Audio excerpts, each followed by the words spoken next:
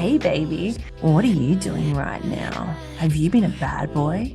My name's Missy, and you're listening to the Ludiverse. Hello, welcome back to the Ludiverse. I am the host, Jay, and my guest with me is actually it's another author who has come on to share her story. Would you care to introduce yourself? Hey guys, I'm Missy. I'm from Australia, and I used to be a phone sex girl. All right. Now, some of you who have been listening for a while may remember we did do a similar interview with somebody doing like video chat things, but this is a little different because this is back when it was actually all on phones. Yes, Yeah. definitely. Well, Not quite as long ago as you might think, but still a little bit the different. post OnlyFans era. It was sorry, the pre OnlyFans era. So post OnlyFans, it's not doing so well, but yeah, pre OnlyFans, it was still quite a thing. Yeah. To my shame, I had a experience in my youth with phone sex calls that got me into a bit of trouble. I'm sure some of the others who are out there listening have at least have some passing knowledge of what the phone sex, because the ads were always a trip on TV. So, Hmm.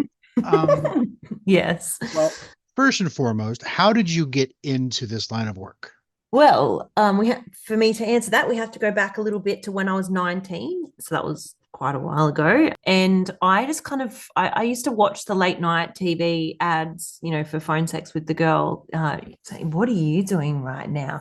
I'm all alone. Give me a call." And that kind of I used to watch like late night TV when I was like 16 to the age of 19. And I was really like I loved these ads, and I thought, wow, that'd be so cool to do. And then like it got to a point when I was about 18 and I was like, maybe I could do this one day. And I was like, nah. And then when I got to the age of 19, I was like, I actually want to try it. I want to do this. I want to give this a red hot go.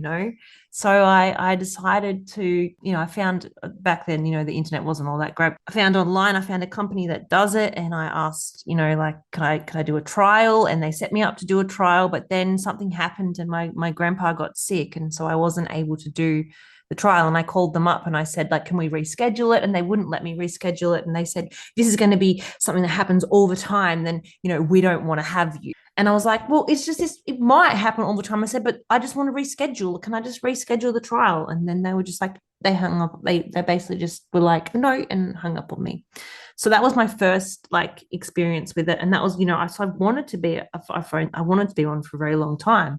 And so that, like, I guess like another 8 years passed, and I was always wondering, regret, like, oh, maybe I really, I should be, I should try it, like it kind of like ate at me and ate at me every time I saw an ad. I just felt like, like I'd missed out on something. And so, yeah, eventually when I was about 28, I was like, you know what? I'm going to do it. So I contacted the company, and I'm pretty sure it was the same company. I Googled it, decided to set up a trial, and it was amazing. I was very good at it. So that was kind of, yeah, that was the beginning. Well, if you're good at something, you should never do it for free. That's right. I don't, like I definitely believe in capitalizing on something if you can do it. Now, I have seen several portrayals of the phone sex business on TV, like adult cartoons, like they did one on Beavis and Butthead.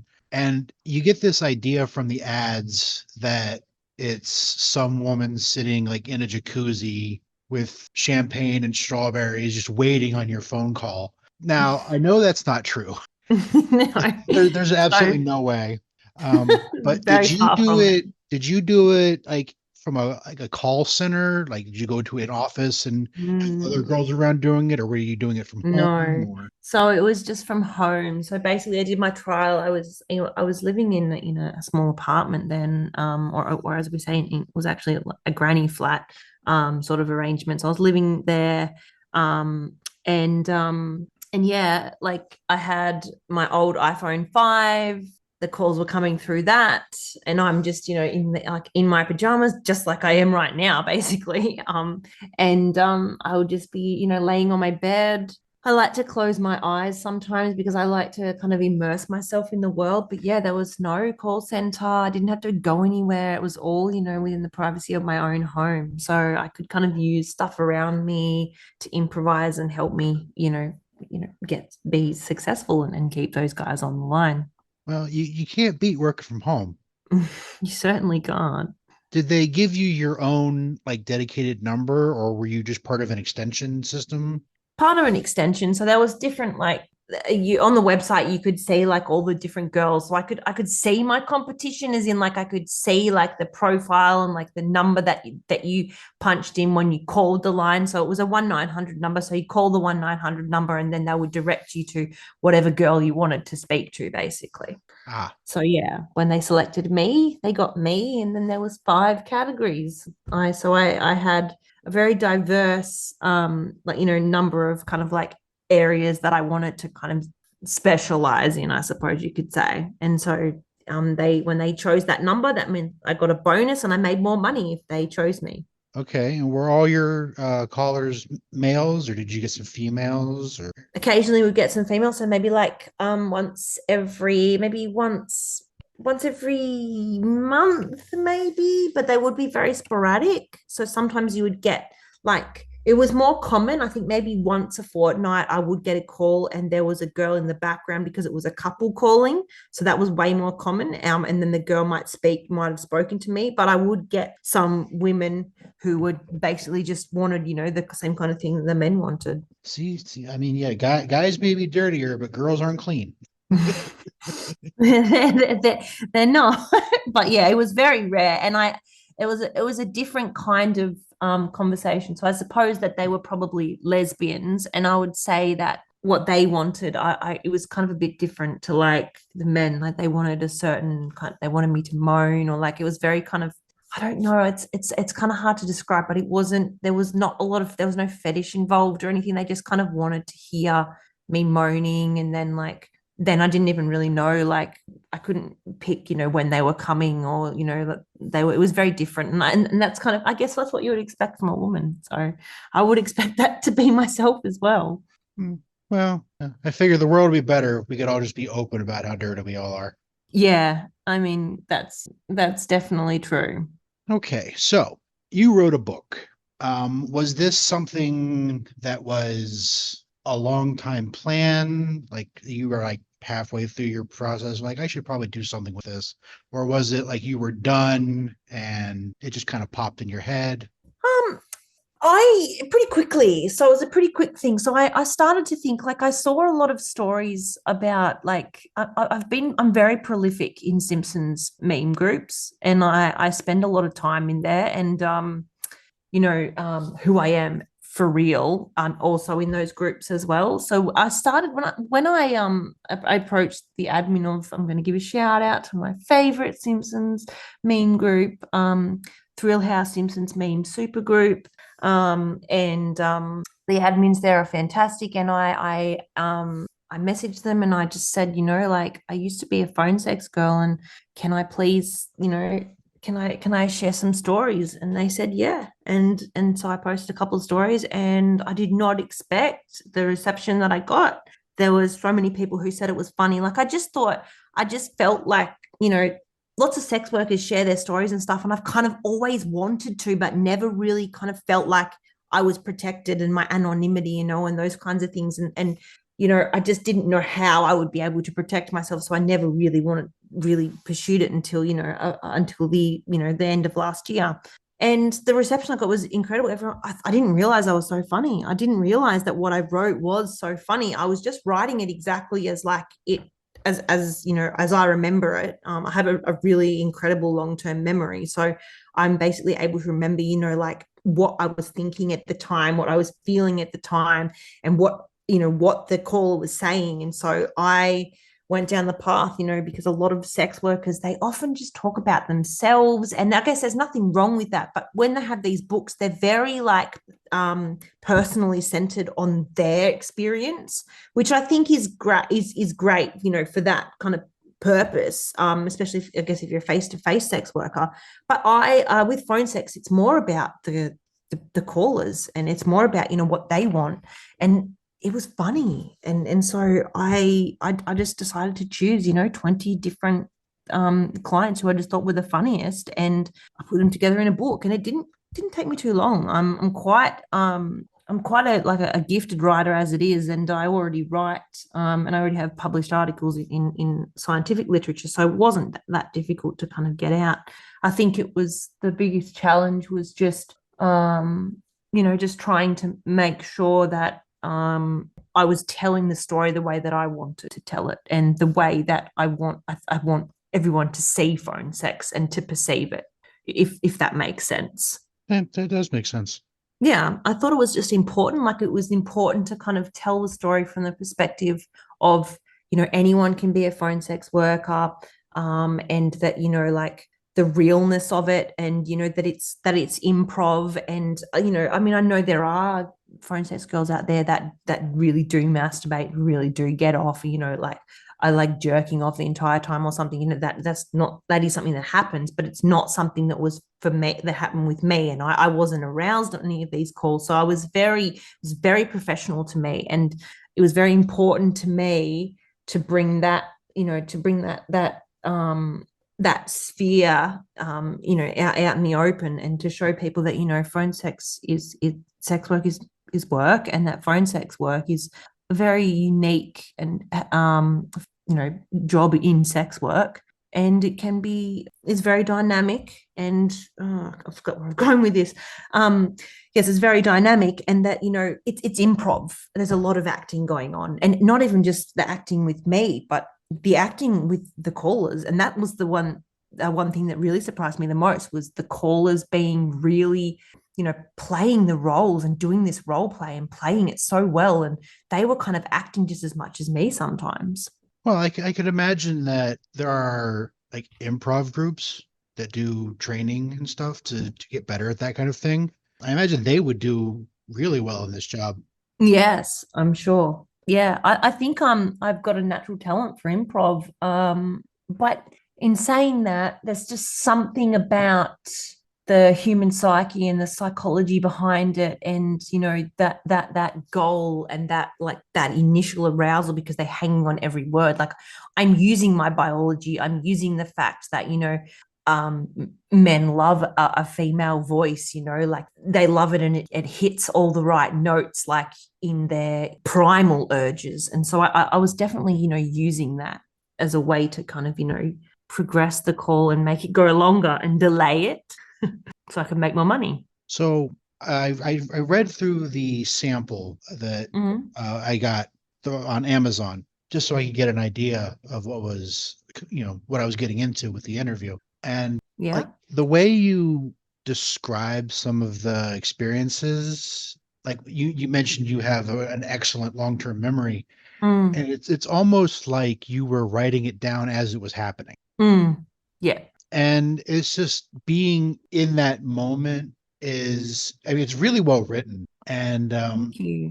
I could imagine that, like, being in that moment, you really wouldn't be able to let your mind wander. You have to be able to fully focus on what you're Oh, doing. absolutely. That's like something that, like, I think people don't understand. Like, a lot of people like were trying to give me feedback when I was writing it, like different, obviously it took me a while to find the right editor. And a lot of were saying, like, what else were you thinking about? And I was like, are you crazy? You can't be distracted for a second. Like, I've got ADHD, I'm neurodiverse, and it's a hyper focus. Like, you cannot lose concentration, because if you think about anything else, there's something about the primal urge, or that connection, that the I don't know, like, I can't think of the right word, but something about that connection that's happening between you and the voice on the other end, that they know when you get distracted, they know when you are doing something else, they know, and they'll hang up just just instantly. And then you got to and then if they did hang up, you'd have to sit back and go, oh shit, I was distracted. I need to be on my game. Like, get it together. Yeah, for sure. But do you think having to have that hyper focus on what you were doing helped with your remembering so well?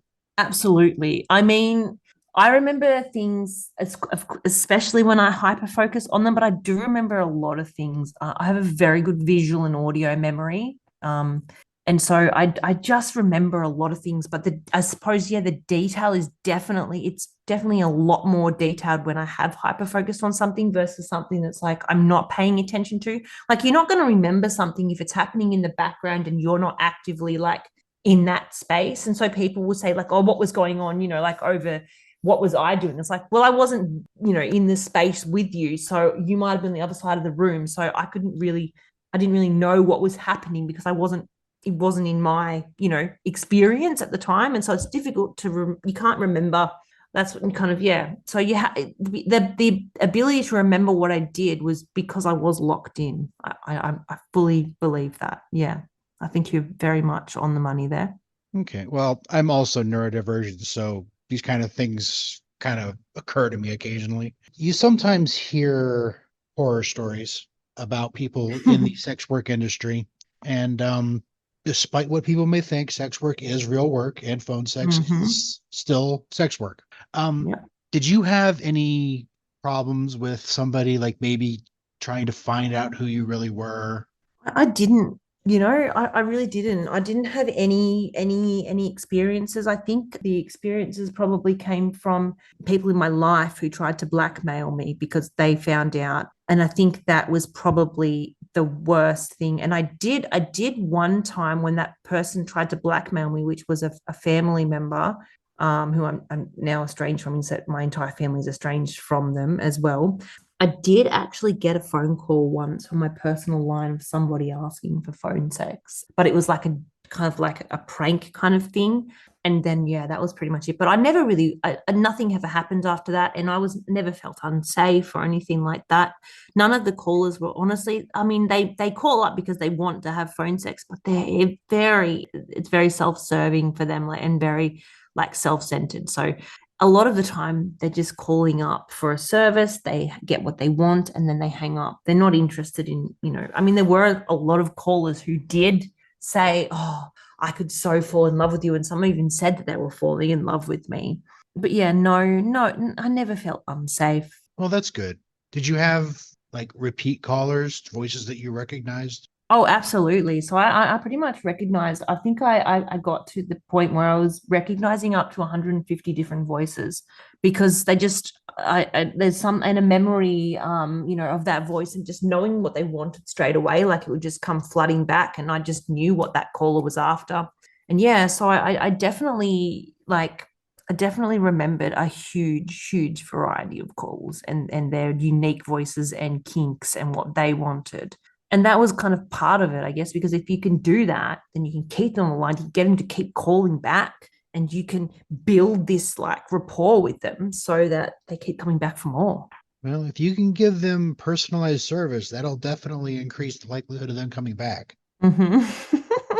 I definitely made it personalized. I think one of the things is that I really kind of enjoyed about was being creative. And so like, oh, you like shoes, you like fucking shoes.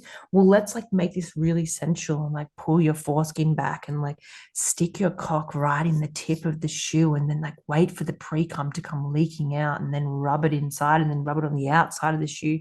So I was very creative in like advancing their fetishes and like helping them explore like new ways to get excited about what already like is their kink. That would definitely be a bonus because a lot of times people hear about kinks and are turned off. So Mm. if you're able to go along with that, that'll help.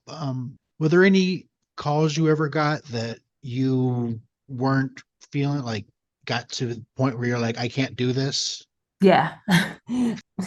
No, the You don't period. have to go into detail if you don't want to. A yes is No, enough. I mean, it's pretty like I think you can gauge from the period guy and the guy who liked in coprophilia. Oh, okay. I I I couldn't do those, and I also I couldn't do age play that involved the opposite role.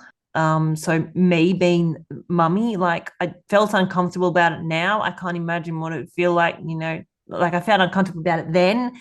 I would feel physically sick about it now being a mother, now finally being a mother. So yeah, There was a few things where I had a hard line. I was just like, I can't do this. And then you would carefully and meticulously get them to lose interest so they would hang up so that you didn't have to deal with them again. But quite often they just keep calling back. Some of them would know, and so they would change their fetish. And so the ones that had coprophilia would often just go, for the next best thing, because it's you're not really going. It's going to be difficult to find a caller who's going to want to talk about coprophilia. I mean, let's be honest. It's a lot of people are really grossed out by that fetish. So I don't think a lot of girls would want to investigate it. So I think, yeah, they would call back and they would, make a compromise themselves. And then we would talk about other things like water sports and stuff like that, golden showers. So there was if they really liked me, they would be flexible. Well, I imagine well, okay, before I get into that thought, were your callers mostly local to you? Because you're in Australia, yes? Mm-hmm. So were your callers mostly local to you in Australia, or was it like an international They kind of were a thing? They were all Australian. I do think that New Zealand was connected. I can't be 100% on that, but I do believe that I had a couple of New Zealand calls who actually told me they were calling from New Zealand. And I was like, oh, I didn't know that. But we're quite connected to New Zealand anyway. Australia and New Zealand are very close as a country, and our cultures intertwine. So yeah, most of them were Australian. I obviously, like, if there was people that were here that were visiting, they would call. So that was always interesting because I would get a couple of, American guys who would call, and I'd immediately, obviously, their voice. So that was always fun. But yeah, no, it was local. So we had most, it was Australian people with an Australian accent. So it's funny when people say, oh, it must have been your Australian accent. And I was like, well, everyone has an Australian accent in Australia. So I think that I might just have a sexy voice. Well, that's why I stopped myself and backtrack. I'm like, if you're just talking to Australians, the voice isn't going to do it. But you said you got a couple of American callers, and I bet that the accent did a little something for them. Oh, yeah, they loved it. They But absolutely loved it. there is something about an accent. Like any gender, doesn't matter who they are, will tell you will have some accent that they really are drawn to. Oh, yeah. Yeah. I'm not sure. I'm not really sure what my accent I'm drawn to.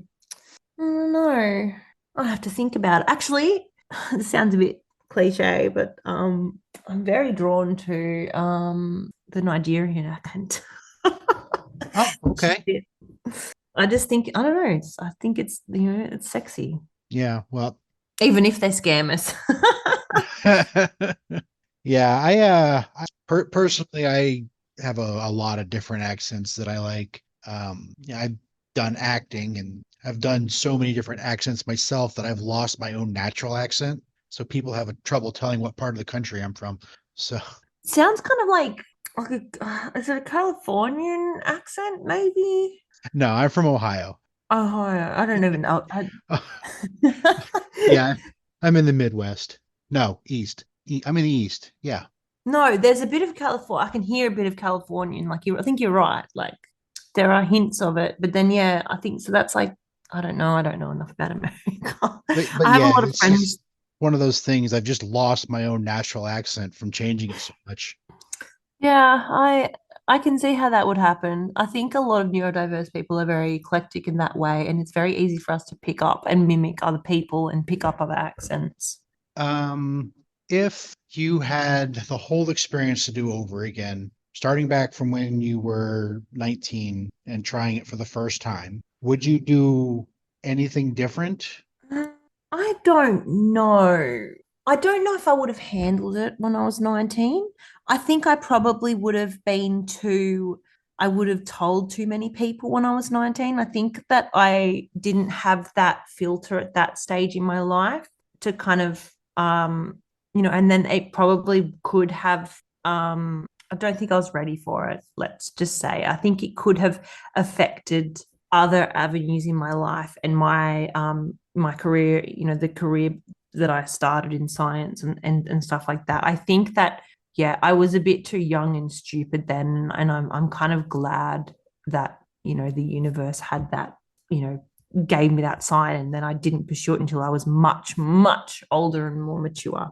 Do you think that with the knowledge you have now, you might have tried to do it just a little bit earlier than you did at what, The knowledge 21, that you I said? have now, if I Yes. had the same knowledge that I have now when I was 19, absolutely I would have done it. Well, not when you were 19. I'm just saying, like in general, you said you called back at like 28 to pick it Yeah, back up.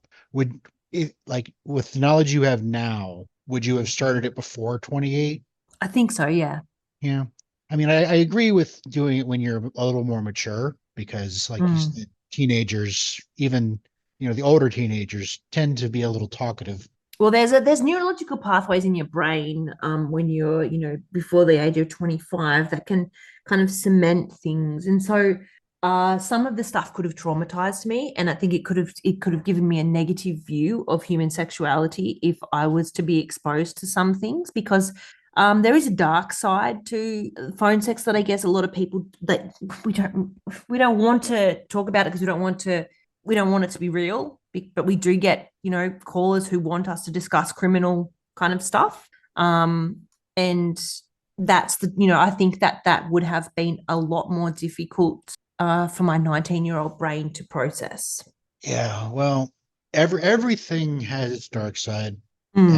and Particularly dark though, like, oh yeah. yeah, oh yeah, yeah. I mean, I've never been on the receiving end of those calls, and I was way too young to know what was going on when I was on the sending end of the calls. But like, I yeah, I really kind of want to know, and I think everyone wants to know. I was like 10. What were you doing? And so you just thought, oh, it's sexy. Like, Yeah. I've always been like way ahead of my age group when it came to my interest in sex and stuff. Like when other kids at like 4 and 5 were like, ooh, girls, I was over playing house. oh, okay.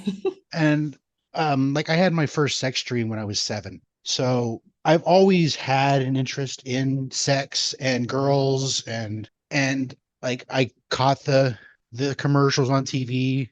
And so I tried to And so call you because just I was like, picked hey, up it's the just a phone. phone call. It's not a problem. And then I ended up bringing up a couple $100 in phone bills. Wow. Do you remember the woman's voice on the other end? Like what? I don't, there was like 3 different numbers. One immediately caught on that I was a kid and hung up on me. Oh yes. Yeah. As soon as they call. One went through the whole thing believing I was a woman because of my voice, and the other one never said anything. So, um, yeah, I Mm, mean, looking back on it, it was so like it's like this kid doesn't know anything what's about what's going on, and I'm sure mm. that the other person was rolling their eyes at me constantly. But yeah, Did you call with your friends or anything? Like I have heard stories of people no, being I didn't tell anybody that it was happening.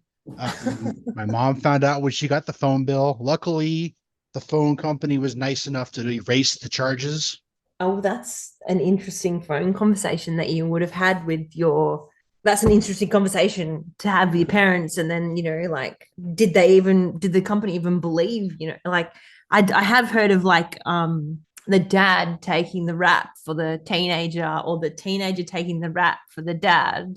I Um, had to go in and talk to them and explain to them that I did call. I did make the calls. wow, Yeah. So, interesting. But I guess you yeah. would have heard that first sexy voice, huh? Like the first woman before she heard you, they speak first. We Yeah, speak. yeah, Yeah. yeah. I mean, I liked the way they talked, and I was foolish enough to believe that what I saw on the TV was who was on the other end of the line and what they were doing. And then I grew up and started thinking about it and seeing actual like representations in TV shows and stuff. I'm like, that makes way more sense. Yes. Yes, it's definitely not what like I'm laying there in my big baggy t-shirt, my hair might be everywhere, might have a weird bun in my hair, my headset on, and just kind of like, just bed head, everything everywhere, laying down, maybe some big baggy underwear as well, and just, talking on the phone like I'm talking No, to anyone. that can be sexy to a lot of people. Yeah, I guess it can be. Yeah. So that was me. You say you are a mother now. Mm-hmm. In the future, if your child does find out about your book and figures out that it was you, because I'm figuring it's not your actual name on the book. Of course not. But if it should happen that she should figure out that the book is from you, is that a conversation you're ready to have? I mean, my daughter's 3, so that conversation won't be happening for quite some time. When she does learn, I think, she'll be a teenager and I'll explain to her. I'm not too worried, like the world could be very different then. There could be totally different values that are placed on these things and it might be normalized. I mean, from the perspective of sex work in Australia, like, I don't know if you're aware of it, but it's legal in pretty much every single state except for one, but it's still decriminalized in that state regardless. And so we have brothels. And one of the things that's always stood out to me in terms of like American culture and seeing it on TV and stuff, which I've basically just been like bombarded with my entire life, was the whole like hooker standing on the corner. That never made any sense to me. Because as I was a teenager and when I learned, about like prostitution, I think I knew more about prostitution from when I was a lot younger than that, though, because it's kind of in popular culture anyway. There's like sexual innuendos all the time in like all kinds of, and metaphors and that in everything, even in PG stuff. So the thing that stood out to me was I didn't understand, like, what is this corner stuff? What are they doing? Why are they being arrested for being a prostitute? And then it made sense to me. Oh, that's right. Prostitution is illegal. It's very, very much legal here. So where I grew up, then the closest city, which was about, a couple of hours away, there was a working brothel. And yeah, it's kind of sex work is more normalized, I guess, in Australia, and it's more recognized as like work, and we have rights, and there's a Sex Work Act as well, I believe. So yeah, it's in 10, 15 years time, we might find that it'll be more accepted, and then it won't be as difficult taboo conversation. Although I imagine she'll be like, ew, mom. Anyway, which I'm sure that will happen, or who knows, maybe she'll be like, that's so empowering. Who knows? You never know. But I mean, the world is coming around on the subject of sex work, because like, Yeah. I don't know, 30 years ago, OnlyFans would not be a thing. Yeah. Like, there's people that's their job. Like, they get tax paperwork, all that stuff, because that's what they do for a living. I mean, yeah, like it's very safe sex work. Like anything where you're not actually, with physically with a client is incredibly safe. So yeah, it's definitely becoming normalized. And I think it's really important. Like, how can you say that that's not work? But how can you also say that, like, there's a lot of people that say, like, oh, they're being exploited. I'm like, no, they're not. they're capitalizing on the oldest profession from the safety and comfort and security of their own home, and they're fully consenting to it, and they're fully, this is what they want, and they're making money from it. I think one of the sad things about it, though, is that there is that stigma, and so there are still people that are being punished, for being like a teacher and then being a sex worker, or being like a public figure and then being a sex worker, and having that overlap. And I think that, I would be more inclined to do things like OnlyFans if it was more accepted. But yeah, no, because it's of that stigma and anonymity for me all the way. Well, I mean, that's your choice, and I mean, it makes sense. I mean, the world is weird about that kind of stuff. Yeah, sadly. Like, I see pretty regularly things about like teachers being fired when their OnlyFans are found, or Yeah. scandals in the government. And it's like, why? Yeah. Yeah. No, it saddens me, that's for sure. But yeah. So normally I would ask what advice you would give to somebody trying to get into that line of work, but that line of work really isn't as prevalent anymore, because It still exists. I think obviously there's going to be a mostly a US audience. I know a phone sex, and she's out and proud about it. So she's like has a public profile and everything, and everybody knows that. And I know her, and she's in America, and it's still a thing. but it's kind of intertwined with cameras. So to have like that traditional phone sex, yeah, it's quite, I think it's a dying breed. And it really started to die in Australia when our big telecommunications company Telstra cut the 1-900 numbers. So the numbers that you used to call from your home, like from your home phone, like you just picked up the phone and called. Well, now you can't do that anymore. Now you have to register with the company and you call through your mobile, and there's like it's very different. Before it was very anonymous. The anonymity really helped, and that was where all the money was kind of coming from as well. So yeah, it was very. It's not dead, but it's certainly on its last legs. Right. Like I did talk to another guest who does, I think it's, I can't remember exactly. I think it's Night Talk or Night Link. Night flirt. Night Flirt. That's it. Yes. Yes. And I was like, okay, well, I guess phone sex is completely gone because like most phones aren't the same systems anymore.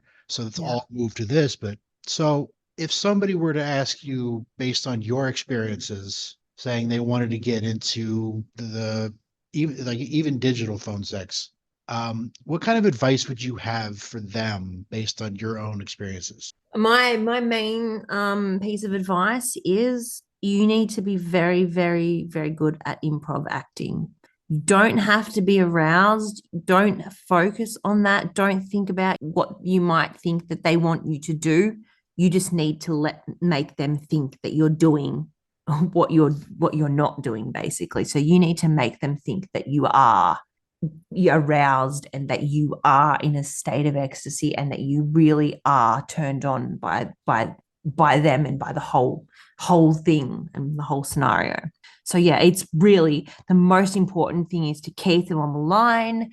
And that improv, like you really just be a damn good actor, girl. Like you've got to be really good at it, and you've just got to hit those marks, listen to when they're going to come, listen to when they're building up, bring them back, pull them back from the brink, bring them closer, pull them back, bring them closer, pull them back, keep them on the line as long as possible, but keep it interesting, keep it fun, keep it innovative, find out what their kink is and push them and then stop them. And then, you've really got to find the avenue to keep it going as long as possible, but also the same time, make sure that you keep them coming back. Sounds like sound advice to me. Thank you. Yeah. So your book, Tales of a Phone Sex Girl, Yep. the title kind of brings to mind like Tales of a Geisha or Memoirs of a Geisha. I love that book actually. Yeah. So, there are books about being a geisha. There are books about being a prostitute. There are books about being an escort. So why not going this route? I mean, this is a book that fills a hole that nobody knew was there. Yes, I believe so. Yes. I'm giving you a perspective of phone sex you never thought existed, something, and like you've never heard it before, basically. And I want to take you on that journey. I want to bring you into the world that I was in, as if you're listening in on the call. I want you to know like every aspect of it. Like I want you to hear my thoughts, see what I saw, but through my mind's eye. I want you to hear what I hear, and you to read it as if you're reading like something that's kind of like a play. Like it's written like a script. So you read what I say, then they say, and I say, then they say. So it's very easy to follow along. And a lot of people have said, oh, it's a bit like like something you'd read on a Reddit, so like a subreddit. And I Hmm. was like, yeah, I guess so. Like every story is about 1,000 words long. So it's they're quick, short, sharp, and then you move on to the next one. And then they're funny, which I didn't anticipate. But yes, I mean, I found them funny. I found the whole, like all of those 20 that are in the book, hilarious. And I had, it was, if I was to say like, one interesting aspect of phone sex work was basically that fucking funny. Like it was just, there was some really funny fetishes and some really funny things that I had to say and do. And yeah, I had to try not to burst out laughing like a lot. So I had fun. Well, in terms of like the market for a book like yours, I imagine the people who regularly called text phone lines may not be as interested because it might break the illusion that they had built up. Yes, I have definitely thought about that. I suppose so, yes, but I don't think any of the ones when it comes to the mistress side of things, and so the BDSM calls, especially when I'm being a mistress and when I'm, downgrade, like I'm degrading the caller.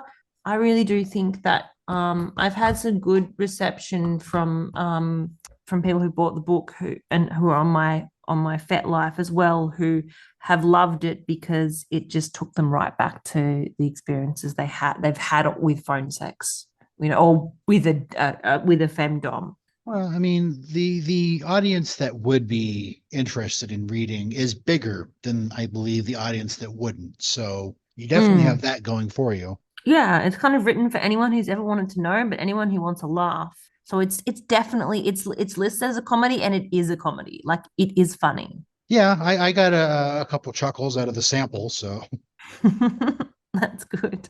And the samples, like, it's funny like how they like I didn't expect that they would just choose like just the first, story, and the first one's pretty hardcore. So I was like, oh, that was Sucks himself, right? I think so, yeah. Yeah. So yeah, pretty hardcore but very funny. But I do have one question. Yeah. The cover, the person on the cover, is that you or is that like a stock photo? It is a stock photo, but I Okay. actually took a photo and sent it to them. It's like it's a stock photo, but I told them I wanted absolutely everything to kind of look as closely as possible to a photograph that I actually took of me doing that pose, wearing the same kind of heels and standing there, So I asked them to give them all the features of it. So it's my body shape, it's my hair and my hairstyle, all that kind of stuff. And like, as much as possible. And I'm curious, what are you holding in your hand? Or is the model is holding in her hand? No, Is it a phone? it's a phone. So it's a landline phone, like the cordless like Okay. phones. Yeah. I thought it So was a phone, but it was at an odd angle, and it's like, is it a remote or okay? no, it's a phone. So I didn't I actually struggled to find like a headset for a landline phone. It was very difficult. And I ended up getting it, I think it was in 2019 because I wanted to make more money, and you made more money from a landline phone. So I actually struggled to find a headset for a landline phone because I mean, it's really hard to find landline phones now unless they're like office based. And then you've got to buy that, and you've got to also buy a particular headset. And so I spent ages looking for a headset. Actually, my father and we spent ages looking for a headset that was suitable for me. So yeah, that was what I found, and it plugged in, and that was good enough. But yeah, I often worry. There was always a worry that the battery was going to die on it, and there was two handsets, so I was like, oh, this one's dead. I've got to make sure the other one's charged. Yeah. The behind the scenes that you never knew. Yes. I mean, there was so much. There was a lot of preparation. There's a lot of water, a lot of glasses of water, a lot of, you know, zooming to the bathroom and back again, in between, like, playing like chicken. So, like, I'm in between calls. Maybe they're coming every like 5 minutes, and I've noticed this pattern. So I'm just like, right, that's it. Off to the bathroom because I'm confident that no one's going to call in this 5 minutes. And like running back and forth, because I don't want to get off the line, because then, you are not connected, and then they can't see that you're online. And so then like, oh, well, I'm not going to call Missy then because she's not online. So a lot of racing around, a lot of shoveling in some food because it's peak hour and I'm getting a call every 3 minutes, and I'm making so much money, that I'm like, oh, no time for dinner. So I'm like waiting because you don't want to really log out, because if you log out and you're not intentionally, with the idea, like with the intention that you're not working, that you're only going to be not working for 10 minutes, it's not worth it. So you really have to kind of, yeah, there's a lot of stuff that goes on behind the scenes. And they say sex work isn't work. Oh, it was work. It was definitely work. And at the end of the day, you're exhausted, like you've been speaking for maybe 3 or 4 hours, like most of the calls were happening, they happen in the evenings. So from like 6 till like 11. And then, they kind of, they get more intense from about 11 until like 3 a.m. But it kind of starts to slow down after 11.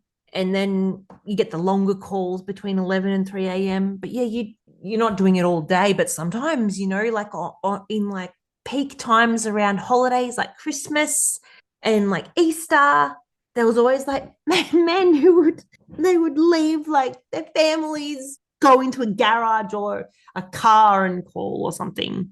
So they always found time to call, and you were rushing around a lot.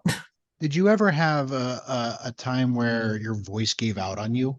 No, I did have a cold once, but I think my voice was slightly changed, but they were not previous callers, so they didn't know the difference. And I don't think it affected them. I just think I was lucky. Like if I was sick, I can't go on calls for a day, until I'm better. But I never lost my voice. That was definitely something that I was fortunate in that, the 4 years that I was doing it, that I never lost my voice. So that was a good thing. Yeah, it was definitely lucky for you. Yeah, because you can't do it if you don't have a voice. I can't imagine what that would be like. Hello, hello. Yes, it's Missy. I can't talk right now. Like, yeah, no, couldn't do it. Yeah. So, okay, you've mentioned a Facebook group, you mentioned Reddit, and you've mentioned FetLife. Do you Yes, have like a social media presence for the I do, but it's missing? not very big because I had to, like the one of the crappy things about, promoting and doing all this anonymously. I have not got an existing network to kind of get people to kind of like my page and all that kind of stuff. So I'm building like an empire, or trying to, at least trying to build a following, trying to build, like a brand with virtually, from scratch. So I do have platforms. Yes, I have Facebook. I have if you just look for Missy XD, and I've got some, we can friend me. You can, I've got a funny meme I made today that was based on Simpsons, because I'm very, very, I love the Simpsons. And the meme is, it's an of Krusty. He says, "If you watch my show, I will send you $40." So I made a meme that says, "If you read my book, if you buy my book and leave me a review, I will send you a sexy voice message." So Well, yeah, I've got that like, that's good incentive. yeah, like if you buy my book and leave me a review, crucially leave me a review, then I will send you a sexy voice message, a personalized one just for you. Because I need reviews and I need to get my book out there. And because it's erotica, it's very hard. I can't pay for advertising on Amazon. It all has to be through back doors, like mailing lists and like through different promotional companies. So it's difficult. And so, yeah, I will send you a sexy voice note on Facebook if you buy my book and leave a review. Well, there you go, everybody. If you were on the fence about buying the book, that should have tipped you right over. Let's So, hope. because you've done a little bit of sexy voice in this interview, so Yeah, I mean, that's what I'm good at. so if you have like a direct link to your book's page on Yeah. Amazon, You can find me on Amazon, but I can give you the link so you can have it, in yeah, if you your could notes. send Yeah. me that link or any other links that you might have that you want, I Yes, can add them into the show notes so they're easy access. And definitely. and yeah, do you have any plans on writing future books, or is this your story done? Um, I've definitely considered it. I just Let's just see how this goes. I don't want to have like a book sitting there that's, only had like maybe like 50 people buy it, and then I'm already putting out another book. I don't know. I think maybe they say that you're supposed to do that with erotica, but I believe this is a humor book. It's comedy. It tells an important story, but I just want to get this out there. And then, but do I have more stories? Do I have a different dynamic that I can write for? Share a different dimension of phone sex work again, like, from callers like that we didn't have sexual discussions with and things like that. Yeah, I do. I have lots. I remember pretty much all my callers. So yeah, there's definitely a lot more stories in me, and some more funny ones as well. Okay, well, if you do get to the point where you decide to write another book and you want to talk about it, shoot me a message. And if I'm still doing this show, you're more than welcome to come back. No problems. I would love to. So did you have any final thoughts that you'd like to share with the audience before we wrap this up? I think it's probably just the reviews. Like, it's just really important. If you do buy my book, please leave a review and rate it, because of the fact that it is erotica means it's much more difficult for Amazon to hit, the higher kind of algorithm in Amazon. So that will actually push me up, and that will help me a lot to get my book out there, because a lot of people really, they don't know it exists.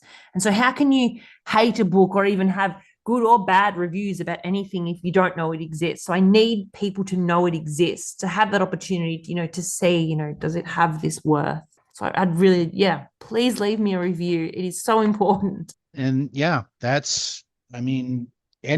books that you buy, podcast too, hint, hint. If you enjoy it, review it, talk about it, let other people know, because Please review yes. Jay's podcast. I can't promise a sexy voice note, but that's definitely an incentive to go buy Missy's book, because Yeah. I will be getting paid in a few days, and I'll probably go buy it myself just so I can read the rest of it. Is that And because you want a sexy voice note too? Be it's on. I was already thinking about it, buying the books, but I'm not opposed to sexy voice notes. And I'm not opposed to giving them, especially if I get a review. So, but yeah, if anybody has any questions, anything that I didn't ask that you want to know about, you can shoot me a message and I'll send it to her, or with the link that she gives me, like you my might be able to page. ask her directly. You can like my page, you can message me, there's a few racy pictures on FetLife of me, in a few different positions with the book as like another way to promote it. So yeah, check me out on FetLife. It's still Missy XD, I think. But I'll send you the links and everything will be fine. So yeah, totally Oh, happy for more followers too, and sharing. all right. Well, it's been wonderful talking to you. Thank you very much for having me. And I wish you no end of luck in the future. And And you too. and like I said, if you want to come back on, you're more than welcome. Thank you, Jay. So until next episode, just remember to keep communicating, keep each other safe, and remember to have fun. Bye. Bye. Thank you for listening to Ludiverse. If you have any questions or comments, contact us on Twitter or Facebook. Just search for the Ludiverse. Remember to rate and review wherever you listen. If you want to help support the show, please consider donating to our Patreon.